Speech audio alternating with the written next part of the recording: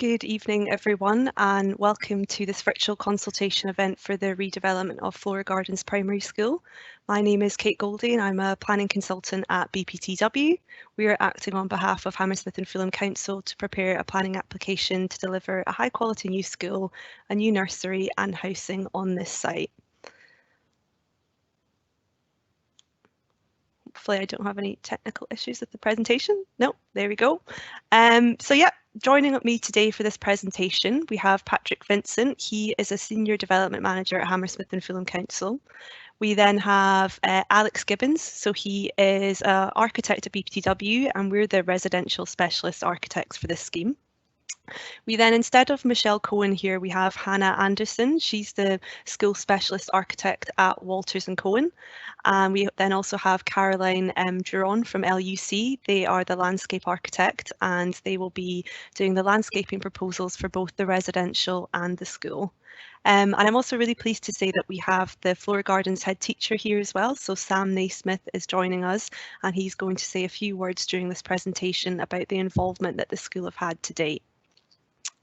So we're grateful that you're able to join us whilst it's not the kind of normal exhibition that we would have in person. We hope that you'll get a lot from this presentation and we'll be able to show you our exciting proposals.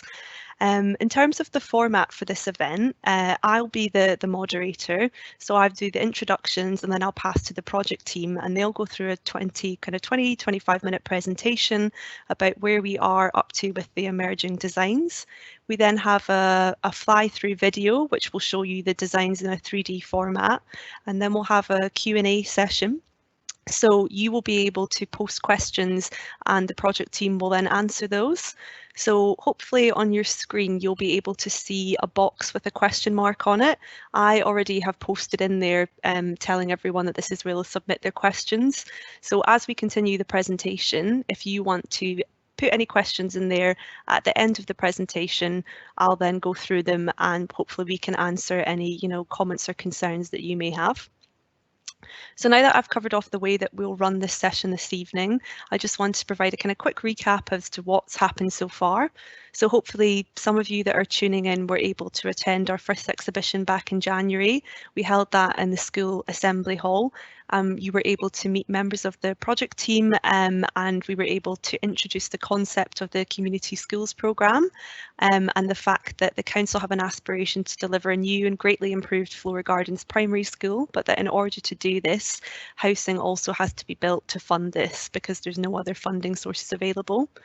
We were at a very early stage in the design process when we met with you and we asked for feedback on a proposed layout strategy. And that's all that we showed you then. So we wanted to show you how school and residential could work harmoniously on the site together. So since that consultation, the design team have been working hard to draw up more detailed proposals for the site, and that's what we're going to be showing you today. We're very keen to get your views on these and how you think the direction of travel is going. As well as that consultation event back in January, we also met with Ravenscourt Action Group, who are a local residents group, back in the summer. We are aware that they have raised concerns in relation to the proposals, and we're hoping that this presentation today will help to respond to those questions and comments that we've received so far. I'd also like to say as well that we have continued to work closely since January with the school's senior leadership team and governors, and we've hosted a number of design workshops with them so they can input into the plans for their new school. So now I think before I hand over, I want to go very briefly through the site and give you a bit of an overview. So this aerial plan here shows you the current Flora Gardens primary school. We have the red line here which denotes the site. Now, Flora Gardens Primary School is a single form entry primary school. It's got space for up to 240 children. There's also a nursery on the site and a children's centre, which is separate from the school but is managed by the council. The school buildings were built in the 1950s and they are in a poor state of repair, and hence why Flora Gardens is going to be one of the first schools to benefit from this exciting new initiative. So that's the school site here. We then have Ravenscourt Park Station immediately to the south and the railway line here. We then have Darling Road to the east, and this is the current entrance into the school here that the pupils use. We then to the north have Flora Gardens Estate, And we also have this community hall here, which will be retained and doesn't actually form part of our proposals. We then have Ravenscourt Road to the west, and then further to the west we have Ravenscourt Park. And it's also just worth pointing out as well that whilst the site itself is not within a conservation area, we are aware that it is adjacent to 2 conservation areas on both the western and eastern boundary. So now what I'm going to do is hand over to Patrick Vincent from Hammersmith and Fulham Council, and he's going to talk in a bit more detail about the Community Schools programme and what that actually is. Great, thanks Kate. And thanks everyone for making yourselves available for this evening's session. As Kate said, my name is Patrick. I'm one of the senior development managers with Hammersmith and Fulham. I've been involved in this project since July. And I would like to talk to you a bit about sort of Hammersmith and Fulham's aspirations with the Community Schools programme and why we're proposing to redevelop Flora Gardens Primary School. Since the Building Schools for Future programme was halted in 2010 and the financial constraints placed on the council by 10 years of austerity, financial investment in school upkeep across the country has been minimal. This means that some children in Hammersmith and Fulham are being taught in buildings that are in poor condition and are no longer fit for purpose. As there's no national programme to proactively renew existing community schools, Hammersmith and Fulham Council, in collaboration with head teachers and governing bodies across the borough, have identified a number of schools that would benefit from the Community Schools programme. Flora Gardens Primary School has been identified as one of those schools which can benefit from this programme. The current Flora Gardens school facilities are outdated and do not offer the best learning environments for pupils or for staff. Re-providing a modern, fit-for-purpose school will support the borough's ambition to give children the best start in life. The Community Schools programme is a new initiative by Hammersmith and Fulham Council. It was approved by Cabinet in March 2019 with the purpose of improving school facilities and educational attainment by providing new, high-quality, well-designed schools in the borough. The Community Schools programme proposes to fund the building of new schools with the direct delivery of much-needed new homes on the site. These homes will be at least 50% truly affordable and 50% private leasehold, with the council always remaining the freeholder of the entire site. The sales proceeds of the new homes fund the delivery of the school. It's an innovative cross-subsidy investment model where the building of much needed new housing can also deliver a new school on each site, which is fit for purpose and also for the 21st century. So the core aims within the Community Schools programme are to improve educational outcomes for the borough's children, support thriving communities, help meet the funding challenges facing the school community, and to deliver much needed affordable housing. There is no current appropriate funding available from government to proactively rebuild existing community schools. This is why Hammersmith and Fulham Council have sought to introduce a new funding model and to establish the Community Schools programme. Through the planning application process, Section 106 agreements can be used to secure financial contributions from developments to help mitigate their impact and to make them acceptable in planning terms. Whilst the council are in receipt of Section 106 money from new developments which have been delivered elsewhere in the borough, none of these contributions were secured to specifically rebuild Flora Gardens Primary School, as this project wasn't identified at the time, and those contributions can't be redirected to fund Flora Gardens Primary School now. The council would act as the developer for this project and are not selling off land to a private developer to deliver the scheme. And they're also not partnering with a private developer to remove value or profit from the site. The council will remain the freeholder for the entire site. Whilst half of the new homes to be built will be sold on the open market, these will be private leasehold properties on long leases, with the council remaining the owner of the other 50% of the homes. The other 50% of the homes will be truly affordable and will be split between different affordable tenures.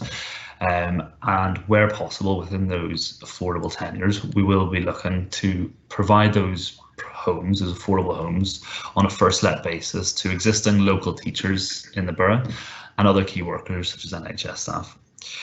We believe these things are worthwhile pursuing, and Hammersmith and Fulham remain committed to delivering the aspirations of the Community Schools programme across both sites.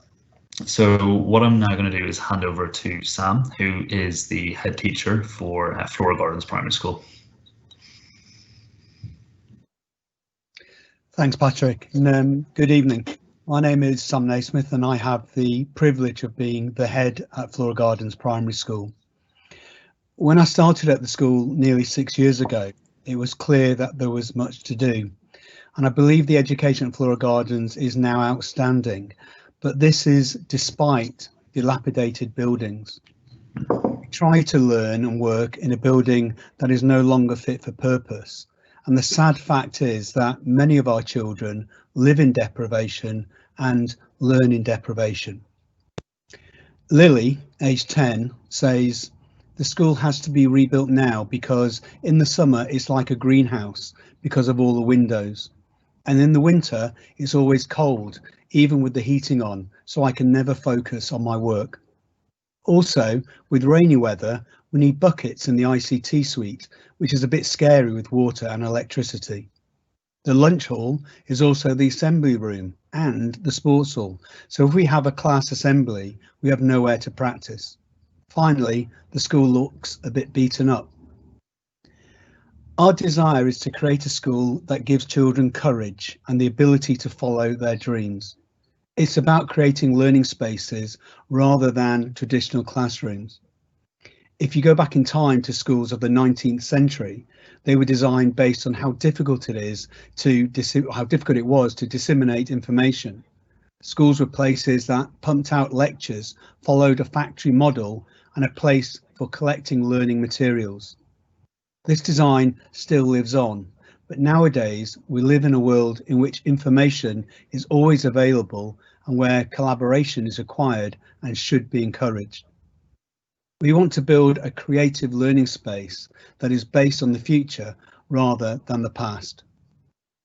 We want to build a school that is meaningful to children, a place in which they can express themselves and make an impact. I want them to feel that anything is possible. The children want and deserve an unconventional learning environment in which traditional classrooms are replaced by multifaceted environments inspired by work life. The children that attend the school, the governors, staff, parents and I have been working hard with the architects and the local authority to produce an initial design that is built on a larger learning environments with flexibility. It's bigger than the minimum size recommended by the Department for Education, but this is required to offer outstanding special educational needs provision, exceptional sporting provision through enhanced facilities, and amazing outdoor learning opportunities, the need for which has been demonstrated during the current pandemic. A school where environments are flexible and allow children and teachers to find spaces that are appropriate for their activities. These can be ongoing simultaneously in different study areas, but the basic premise is that children always feel a sense of security regardless of the activity. And the learning environment is fully based on our school's vision and the wishes of children and staff who have been fully involved in the workshops at all stages. We've been working on this project for some time now. The brief we put together with Tina, our client design advisor, is aspirational.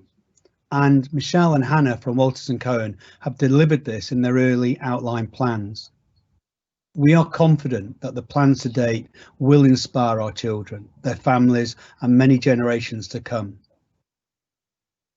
The NIMBYism around this opportunity is disappointing. We want to remain central to our community, offering extended hours and adult learning in addition to normal school activities. The project as a whole responds to the demographic requirements in Hammersmith. This self-funded build opportunity allows us to provide an inspirational educational setting that addresses the imbalance that our intake of children are born into. It is also the singular opportunity to provide the space and facilities that will inspire children, parents and staff to achieve more, to attain social mobility, to be less of a burden on society and to break the cycle of deprivation that many of our intake are born into. In short, This new school will provide the platform for children that attend Flora Gardens to excel in their future lives. Your comments of support and suggestions of how we can improve this even further are really welcome. Thank you, and I'd like to hand over to Alex.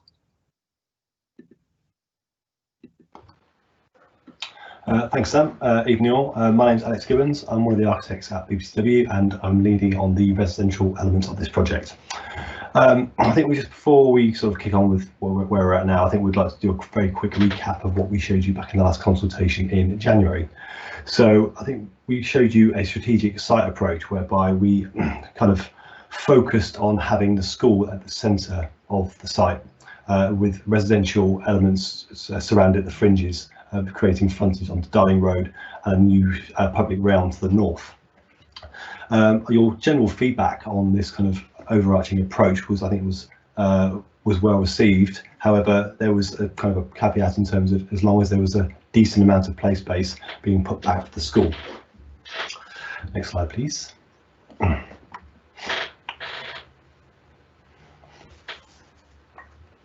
So your comments back in January have basically helped to sort of galvanise our thoughts that we're actually approaching the site in the right way.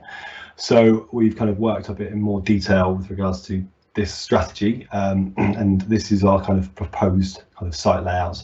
So we have a kind of new public realm to the north, creating a linkage through to from Darling Road to Ravenscourt Road. We are maintaining the school access, the main school access off Darling Road for the school. We are retaining a large quantum of the existing trees on site, which basically embody the character of the school itself. And also we've introduced a new kind of residential block onto the southwestern corner, which actually we felt that kind of helped create a stronger street frontage to the Ravenscourt Road. Next slide, please. So these are a series of diagrams that kind of outline our site approach, and this is taken looking from the north, so that actually in these images Ravenscourt the station is in the top of the image there. So we basically strip back the site, and this is the blank site with the key site constraints in the top left hand corner. We then have overlaid the zoning, the strategic approach. We've then defined the kind of key access and routes to the site, helping to try and create better permeability and access. We've then looked at the appropriate scale of massing of the surrounding areas, and we've applied that to these residential elements and the school. We've then sought to start sculpting those massing forms to sort of help create a better synergy with the public realm and the local context. And then finally, we're looking to define the public realm at the lower levels, and that will be working in tandem with LUC to try and help pull everything together. Next slide, please. So this is a kind of the outline overview sort of image, basically outlining this approach. So it's, you know, based on your feedback, I mean, keeping the school and the resi separate as separate entities, heights to respond to the existing context, which we've done. Borderline, I think six stories is a maximum. Keeping as much green and trees as possible, and that's something that's been kind of interwoven into all the design process undertaken by LUC, and improve the playground provision for the school. And this is basically embodies our approach. Next slide, please. So this is a more detailed site strategy, whereby the northern link to the top of the page we were talking about, and our residential blocks, which then front onto the school site. So the school site in itself is outlined in the dotted black line, and then the residential elements are fronting onto Ravenscourt Road and Darling Road. And I'd like to now hand over to Caroline at LUC to talk more about the landscape proposals. Thanks, Alex. Good evening, everyone. I'm Caroline, landscape architect at LUC. So the landscape proposals look at increasing, like said Alex, the connections between Ravenscourt Road and Darling Road with a wide pedestrian-friendly route shared by the school users, the public and the new residents. To the east, we'll have some seats coupled with a small play area to invite people to dwell under newly planted trees. Halfway through this new route, an existing sycamore tree marks the way to the school Arrival Courtyard, where new tree planting and benches encourage people to sit and meet on their way to the school building. So all flats at ground floor will benefit from a private terrace screened by railings and a hedge, and vehicular access and all services are situated to the west of Block A and to the east of Block B, making sure that this new link is a safe and enjoyable route for everybody. And I will now hand over to Hannah, who will tell you more about the school building. Thanks, Caroline. Hi, I'm Hannah Anderson, and I'm going to talk to you about the new school design. If we could have the next slide, please. Flora Gardens Primary School will be a new enhanced single form entry school and nursery. The school is arranged on 3 floors. There will be a new 2-court sports hall, new art, science and cooking facilities, and an atrium space. As we've heard, the school is located at the centre of the site, and the visitor entrance will be from the new Arrival Courtyard to the north, and the school pickup and drop-off will be managed from Dalling Road straight into the school's connected playgrounds. The school has been carefully designed to allow the existing high-quality trees to be maintained and celebrated with views framing them, and the school layout has been planned to allow easy access for the community facilities. Next slide, please.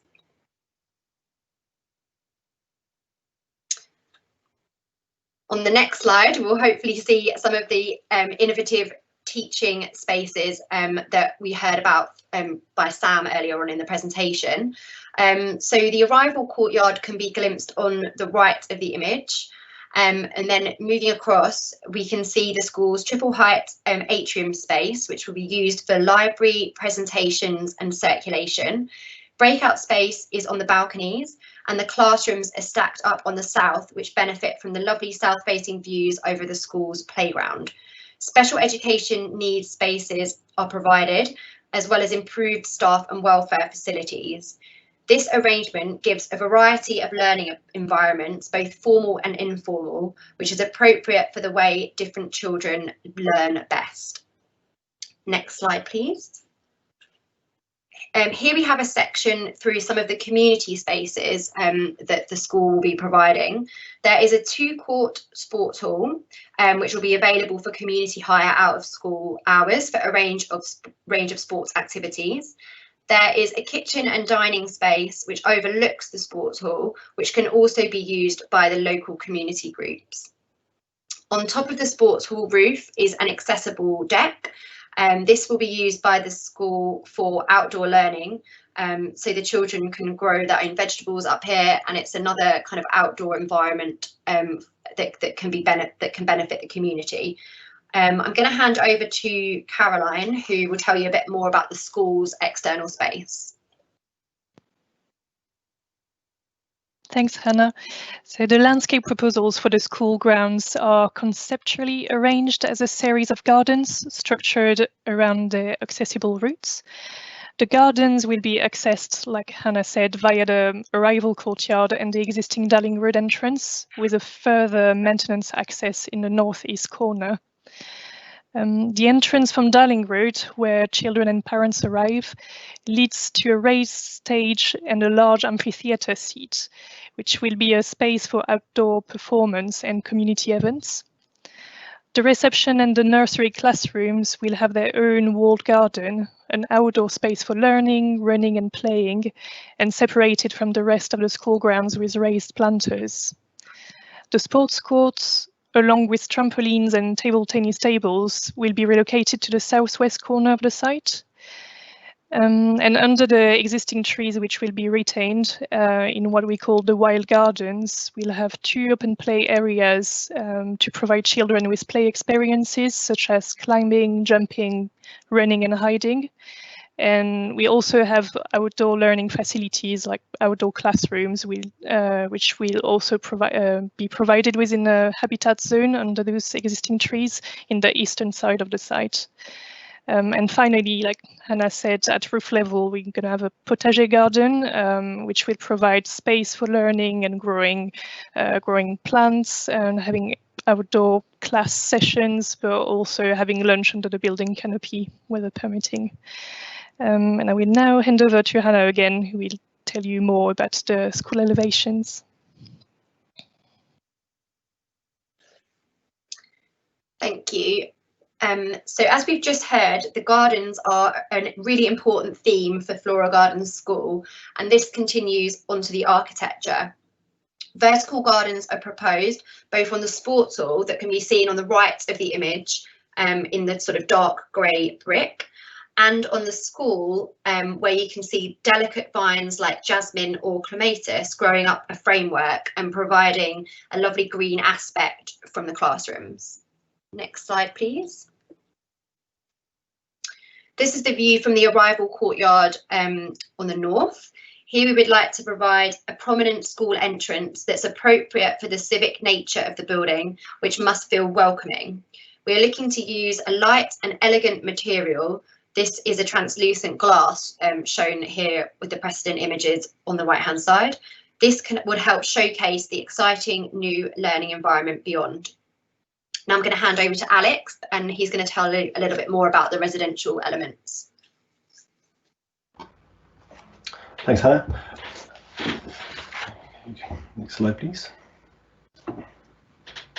So before I sort of jump into what the residential designs could look like, I have to sort of start with this page, which is basically an overview of how we kind of see the different character areas in and around the existing site. So we've kind of highlighted kind of 4 distinct features that we'd like to try and take inspiration from and try and have that kind of inform the DNA across the architecture. So there's the railway arches to the south, which are kind of very, very important. It's a very distinct feature of the area itself. We have Ravenscourt Road to the west, which is kind of largely a Georgian road with kind of townhouses, very grand and in scale. We have the Flora Gardens Estate to the north, which is kind of more of a modernist style, red brick, 30s. So again, we're looking to take inspiration from that. And then we have Darling Road, again, a Georgian style, but it's a lot sort of lower in scale and a lot less kind of formal than the Ravenscourt Road side. So next slide, please. So I think we'll start at the kind of the north blocks A and B on the Northern Fringes. So again, this is kind of an inspiration of what it could look like. So we're taking our inspiration from the Flora Gardens Estate to the north. We've looked at kind of key features that kind of define that, and we think that actually we could create a kind of harmonious relationship between the two. So there's the kind of the curved balconies, there's the kind of very subtle brick detailing to the corners, and the red brick, I think, which is very, very prominent. So on the image 2 on the bottom right hand corner, I mean, largely these are kind of 2 linear blocks which help kind of frame the new arrival visitors entrance for the school on this kind of new public realm. And we've got kind of the retention of a fairly critical tree which sits at the heart of that new pedestrian route to the north.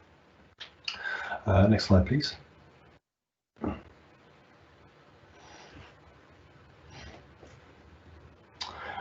So again, this is what the Darling Road block could look like. So this is slightly different in kind of its interpretation. Its setting is different. It's trying to take its reference directly from the railway arches itself. So there's a kind of a vertical element at the ground floor, which is kind of creating a relationship between the railway arches and the arches on the building. It is more civic in nature in terms of its kind of setting on what's slightly kind of commercial street overlooking a green directly opposite.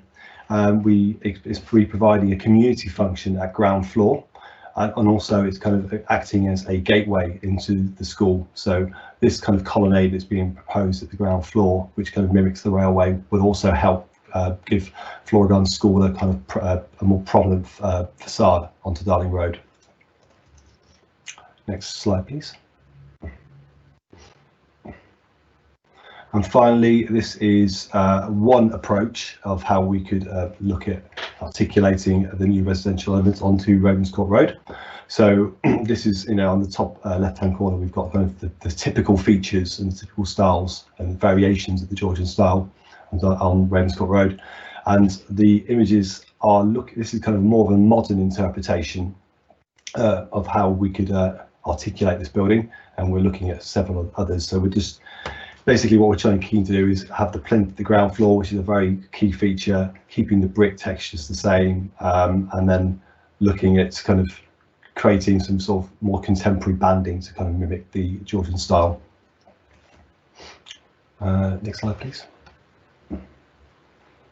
So just a very, very quick summary. The residential portion of the site delivers up to 120 new homes.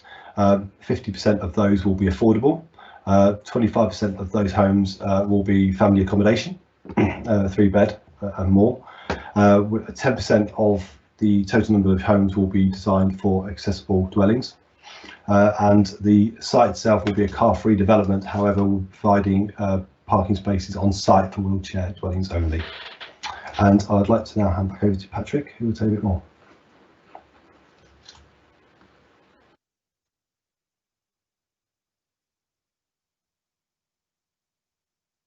That's really great. Thanks, Alex. And so if we just want to go on to the next slide then. Yeah, so what we just want to finish off with here, I suppose, is just some of the overall kind of like project benefits. Ultimately, this is about providing a new high-quality community school, which is modern and fit for purpose. New public space, including access to a new 2-court sports hall, enhanced nursery facilities, and as Alex was saying, 50% of all new homes to be affordable via attractive and enriching architecture. Responds to the multitude of existing characters within the surrounding area, and improved permeability and connectivity across the site, and a new public building to be shared with the community. So if we can go on to the next slide, please. Okay, so what happens next? What you can see on the screen here at the moment then is a timeline, and starting with the sort of on the left hand side, you can see sort of in January, whenever we had the first public consultation, which was in Viva Stage 1. After that, during April and June, the project team were then liaising with the local authority, the planning department, to understand more about sort of like the site layout, the height, the massing, etc. Before then meeting with Ravenscourt Action Group in the summer, in July.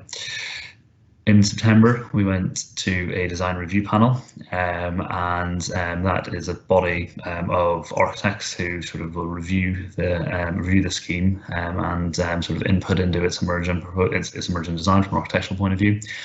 And then that takes us to October, where we are now, where we're having our second formal consultation, which is part of the Reba Stage 2 process.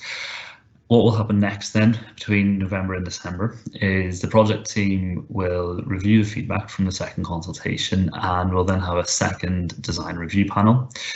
Before then, what we're planning on doing in January is having a third consultation event, similar to this, where we will be presenting back, summarising and presenting back the feedback that we've sort of been collecting over the coming couple of weeks, and how that feedback has been incorporated and responded to within the emerging proposals.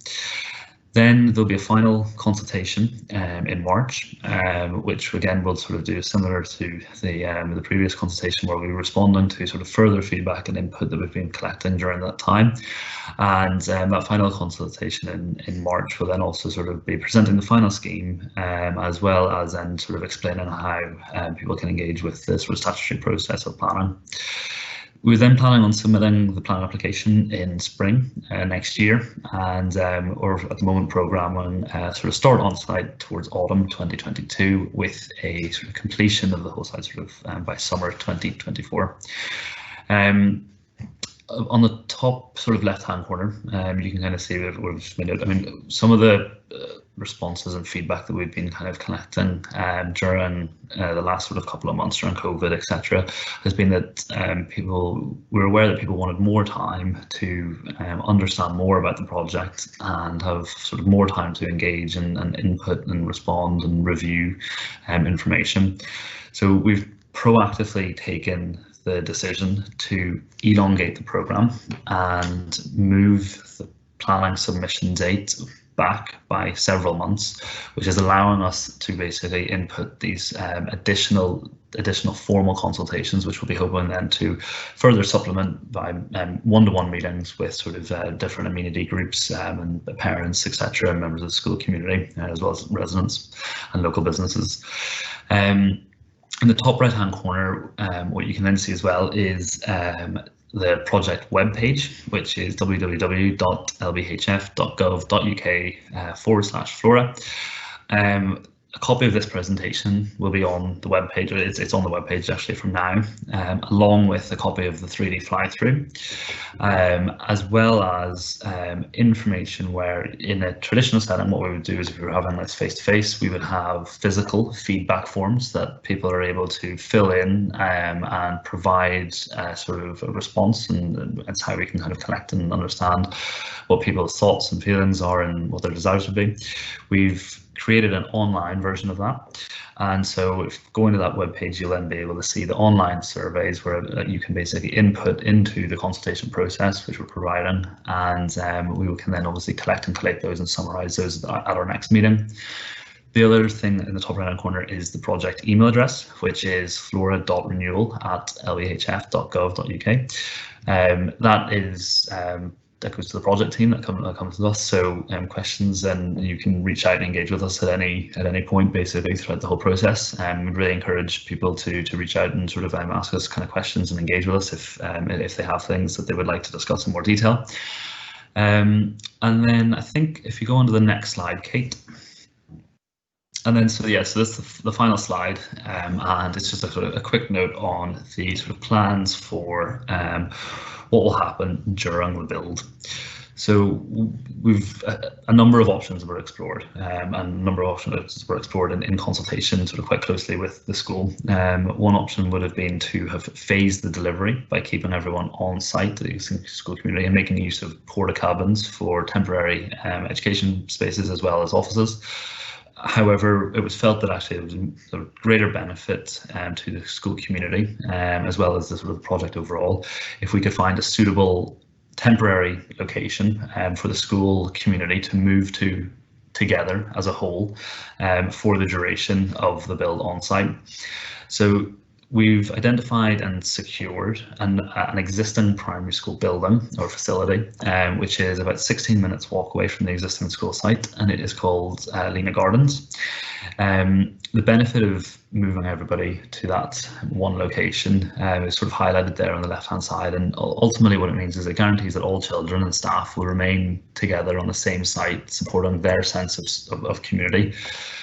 It alleviates the need for using porta cabins as classrooms and offices, which would be less than ideal. It also ensures that the school has access to enough playground and hall space during the duration of the rebuild. It means that the school has enough space for the nursery and the reception outdoor areas. It also provides one set base for the whole project, and supports the efficiency of the building process, which means that when the time comes, we can hand over the site unencumbered to a main contractor, and they can then seek to try and better the programme, minimising the disruption for everyone, including the school community as well as neighbours. I think then that is the last slide of the presentation. So I think what I'll do now is I'll maybe hand back over to Kate, and I think then she'll show the 3D fly-through as well. Thank you, Patrick, and everyone else that spoke. Apologies for the slightly slow transition between some of the slides and the technical issues. Hopefully there won't be any now where I bring up the fly-through video, but famous last words. I think I also mentioned in our earlier afternoon consultation that this had music and it didn't play. Hopefully it will do this time. So I'll just let this fly-through video play, and then we will open it up for the Q&A session. So if anyone has any questions, we've got a few to answer, but please keep them coming, and I'll just play this video now.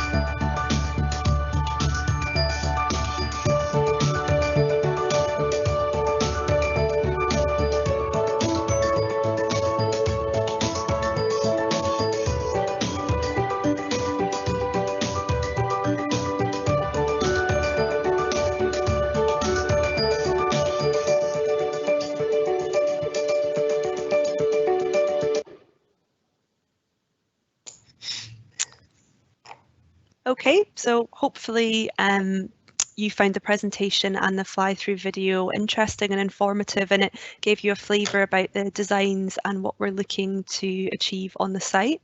Now, what I'll do is we'll then go through the Q&A portion of this evening. So I will go through the questions and pass them back to the relevant project team members. Actually, though, I think the first question, it's probably best if I answer this one. So we had a question asking about how people can see a summary of the feedback to the online survey, and if we can discuss how this feedback is used going forward. So there's kind of two parts to this. Now, first of all, we are going to take the feedback that you give us tonight, and we will look at that as a design team and how that informs the design moving forward. And we really welcome those comments. And what we will then do at our next consultation event in January is effectively present the feedback that we have received to date. So comments that we get from you will either look to show you in January how we positively responded to those, or if we aren't able to, then it will be an explanation as to why. And we've also taken some of the feedback on board already that we got in January. And if you refer to our FAQs document, which is on the website, that contains a lot of responses to the feedback and the questions that we got then. Kind of separately to the consultation element, for the planning application, we are also required to prepare a statement of community involvement. And what that does is set out all the consultation process that we've undertaken, and also summarises the results and the feedback, so that planning officers and members of the public, when you come to view the application, understand the comments that we have received and how they've shaped the proposals. So I hope that answers that question. I think there's one more actually that I can answer before I pass over to other project team members. So we have a question about where will all the new residents park their cars, and there isn't enough parking already on Ravenscourt Road.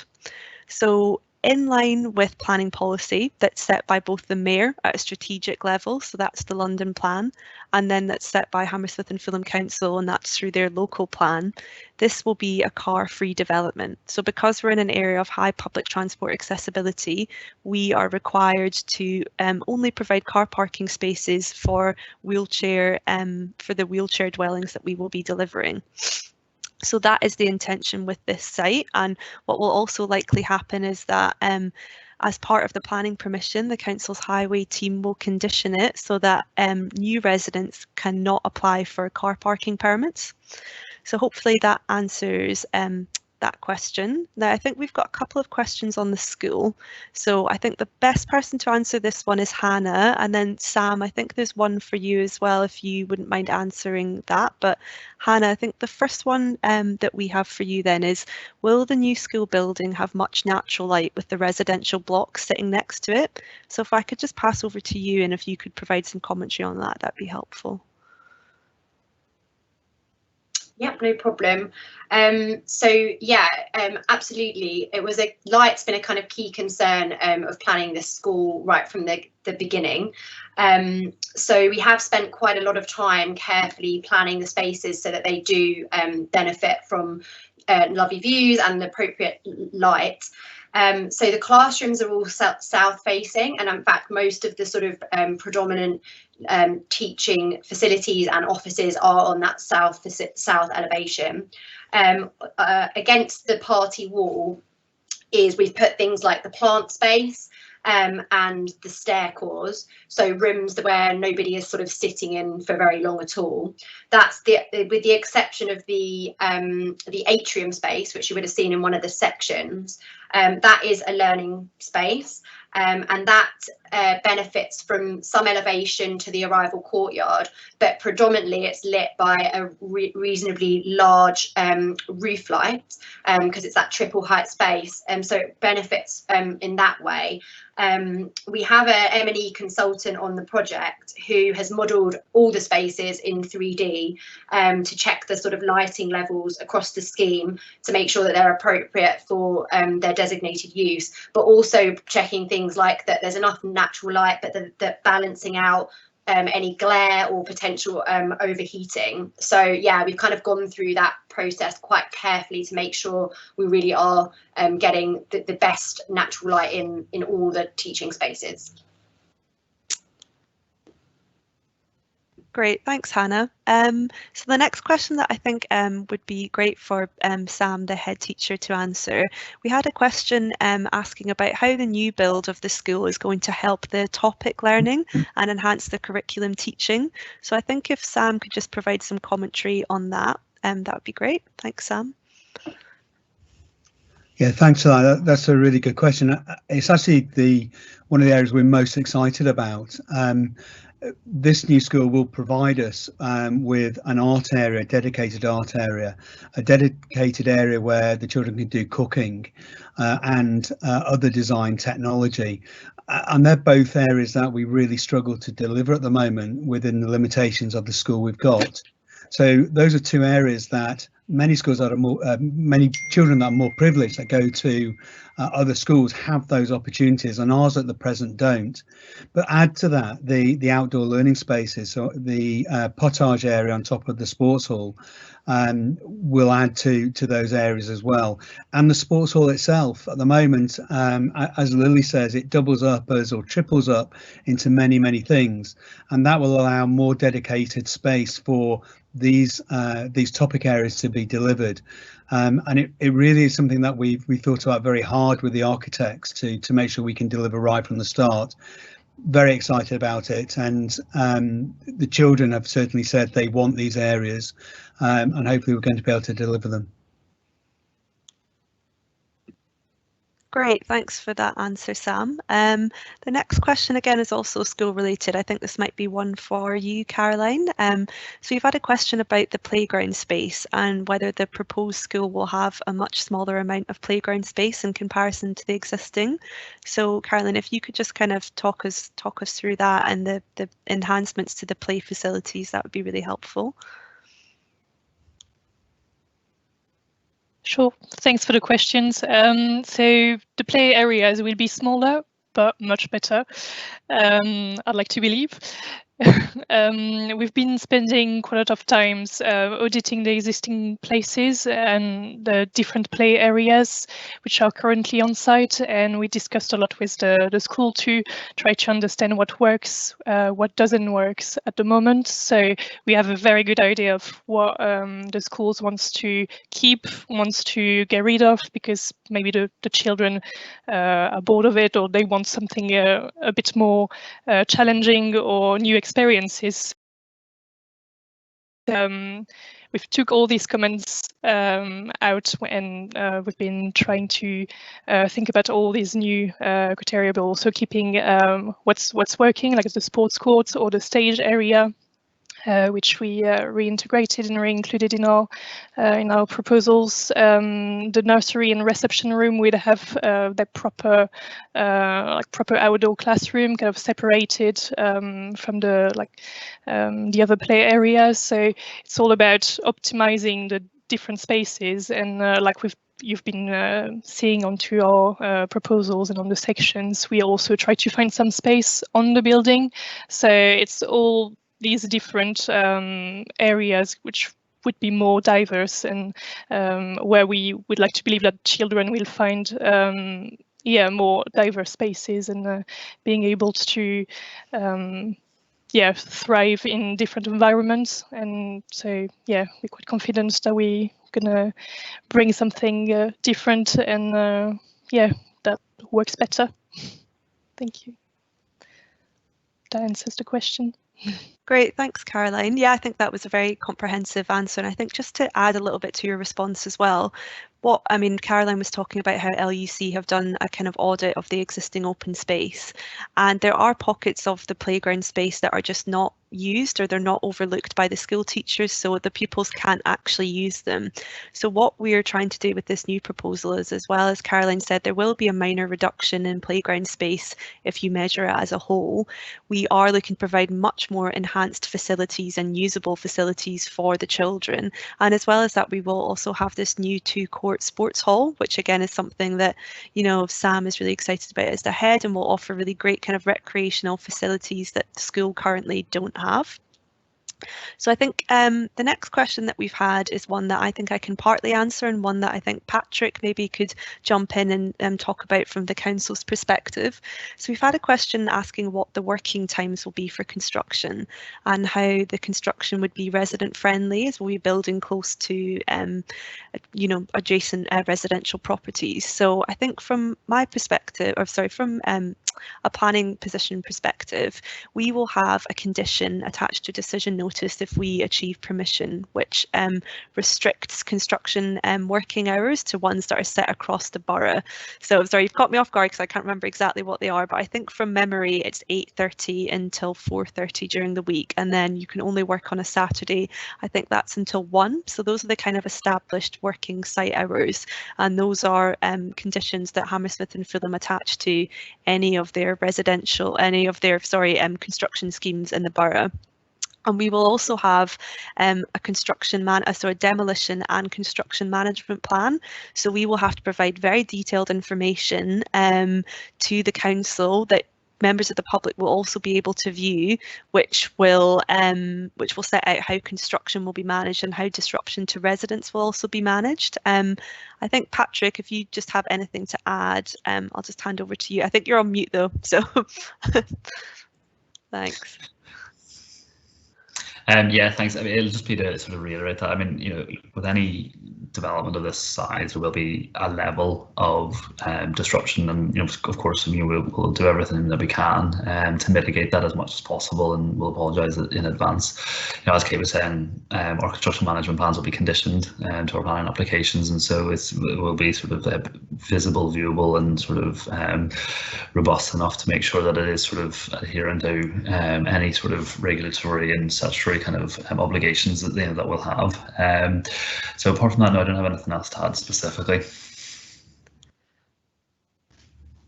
Okay, and then I think we've got a question. I think I can partly answer, and then I think this is also a question for Alex to answer.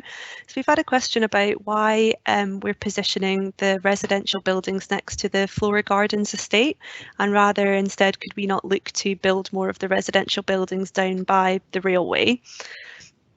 So this is driven, we've had a number of conversations with both the design review panel that we went over earlier and planning officers from the local planning authority, and also the architects working through a number of different feasibility options as to layout. And we think that the option that we've arrived at is the right one.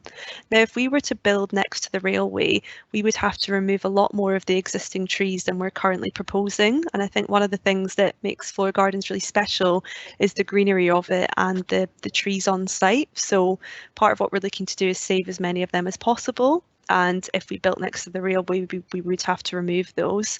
And also then we have the quality of the proposed residential accommodation. If we had residential all along the railway line, again, that would be quite solid in terms of mass from design terms when you're looking at it from the station. And also a lot of those units would then be facing directly onto the railway. Alex, I think if you have anything to add on that point and just about where we've got to with the kind of layout strategy, that would be really helpful. Yep. So, but yeah, as you were saying, it basically comes back to the original site layout strategy. I think that one thing that works with our kind of preferred layout is actually the school as it currently is. It's not really overlooked. It's overlooked from the north. However, this the strategy of putting residential to the south would mean it'd be overlooked from the north and the south. So actually, we felt that the school retaining the southern aspect and the privacy against the railway was kind of the main focus, and we're putting the residential directly adjacent to other residential uses. So again, this kind of brings in kind of I think safeguarding really against the school as well, to make sure that they're kind of set and safe in their own kind of in the centre of the site. And in terms of kind of the resi, I think we're saying we're about 5 stories at the kind of the ground level, the closest point, and then we're setting back into a 6th, I think. So that's kind of in terms of the scale to try and help minimise the impact at ground level. But that's it from me. Thanks, Alex. I think a final point then that we've had here it's about if we're aware of any organisations or, you know, groups that potentially object to this proposal. Now, I addressed this at the beginning of the presentation, that we had met with Ravenscourt Action Group, and we are aware that they have raised comments and concerns about the proposals.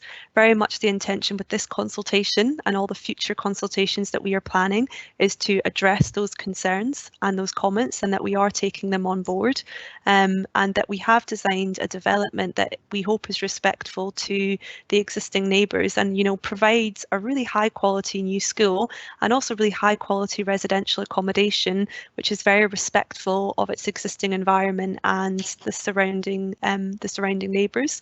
So I think that's probably everything that we have to add here. I can't see any other questions, I think, to answer. One's just come through about construction vehicles and how they would gain access to the site. I think at this stage we haven't gotten to that level of detail. What we will do, though, for the planning application is what I was describing earlier. We will have to provide a detailed construction management plan. That is usually something that would come as part of the planning condition stage once you have planning permission. But we would also look to, as part of the planning application, provide a kind of outline construction logistics plan, and that would explain how construction vehicles could safely access the site, and also how deliveries and materials, etc., would be managed. So there would be very clear management procedures in place throughout the construction period. So I think that's it, and we're bang on 7. Sorry, just before you jump off, there is actually I just saw 2 questions which I think you might have missed. One was to do with the children's centre, and one was then also to do with the school costs, which I can cover off here. So another question is just, someone's asked how much will it cost to build the school. The cost of building the new school is sort of directly kind of linked to the number of residential units that we're going to be getting on site. The total costs of any individual element of the site isn't something that we would look to basically divulge or share. It's a kind of a commercially sensitive business decision that ultimately sits with the cabinet of Hammersmith and Fulham to make that sort of final decision, and also judgment one way or another. What we can say, and what we're very happy to explain, is the relationship of the community schools programme and the viability model then that sits within that basically looks at the net sales proceeds of the residential need to offset the cost of the construction of the new school. So therefore, of all the 50% private units, once those are sold, minus the cost of building them, that whatever is left over needs to offset the cost of basically re-providing this new school.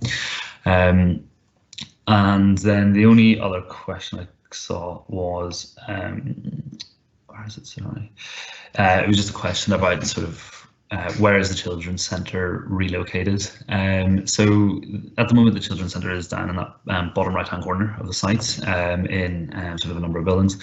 We're proposing on basically re-putting the children's centre in its existing location within the new scheme. So on that ground floor that is being sort of set aside as community use, that's where the community at children's centre could and would go sort of further down the line whenever the project's built. And that was sorry, actually there's actually one more question's come in. Deliveries for new residents will be many. How will you not block Ravenscourt Road with Amazon trucks? So going back to the site layout, basically there's access arrangements for the site on both Ravenscourt Road and Dalling Road. Subsequently, we wouldn't envisage that necessarily there would be an over congestion on either one of those sides, and so the congestion of sort of deliveries and as anything else, post or other, would usually then be done by hand. So they'll probably park up in the street, walk into the site, and then obviously deliver the parcels directly, rather than necessarily having to kind of stop off for long periods of time. And so yeah, sorry, I just noticed that there were 2 more there. So that's all of them. Okay, thank you, Patrick, and thanks to everyone that's tuned in this evening and given us your time to let us present our emerging proposals to you. We would really encourage you to obviously fill in our feedback form, and that can, again, as Patrick said earlier in the presentation, can be found on the Council's website, which, just to reiterate, is www.lbhf.gov.uk/Flora, and there you'll be able to find this presentation.